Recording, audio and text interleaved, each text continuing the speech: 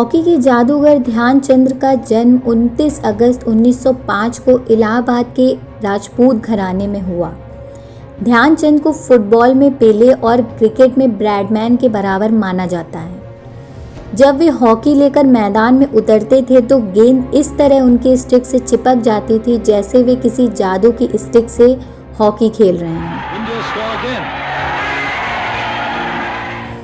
Holland में एक match के दौरान हॉकी में चुंबक होने की आशंका में उनकी स्टिक तोड़कर देखी गई। जापान में एक मैच के दौरान उनकी स्टिक में गोंद लगे होने की बात भी कही गई। ध्यानचंद ने हॉकी में जो कीर्तिमान बनाए उन तक आज भी कोई खिलाड़ी नहीं पहुंच सका है। ध्यानचंद के बचपन में खिलाड़ीपन के कोई विशेष लक्षण नहीं दिखाई देते थे, इसलिए कहा जा सकता है कि हॉकी के खेल की प्रतिभा जन्मजात नहीं थी, बल्कि उन्होंने सतत साधना, अभ्यास, लगन, संघर्ष और संकल्प के सहारे यह प्रतिष्ठा अर्जित की थी।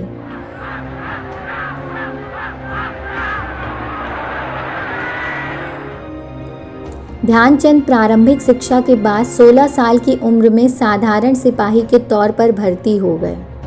जब फर्स्ट ब्राह्मण रेजिमेंट में भर्ती हुए उस समय तक उनके मन में हॉकी के प्रति कोई विशेष दिलचस्पी या रुचि नहीं थी।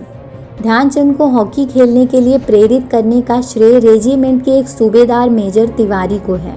मेजर तिवारी स्वयं भी हॉकी प्रेमी और खिलाड़ी थे। उनकी देखरेख में ध्यानचंद हॉकी खेलने लगे और देखते ही देखते वे दुनिया के महान खिलाड़ी बन गए।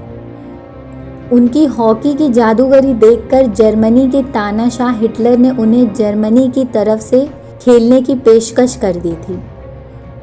ध्यानचंद ने 3 ओलंपिक खेलों में भारत का प्रतिनिधित्व किया तथा तीनों बार देश को स्वर्ण पदक दिलाए। भारत ने 1932 में 37 मैच में 338 गोल किए, जिनमें 133 गोल ध्यानचंद ने किए थे। दूसरे विश्व युद्ध से पहले ध्यानचंद ने 1928 में एम्स्टर्डम, 1932 में लॉस एंजलिस और 1936 में बर्लिन में लगातार 3 ओलंपिक में भारत को हॉकी में गोल्ड मेडल दिलाए।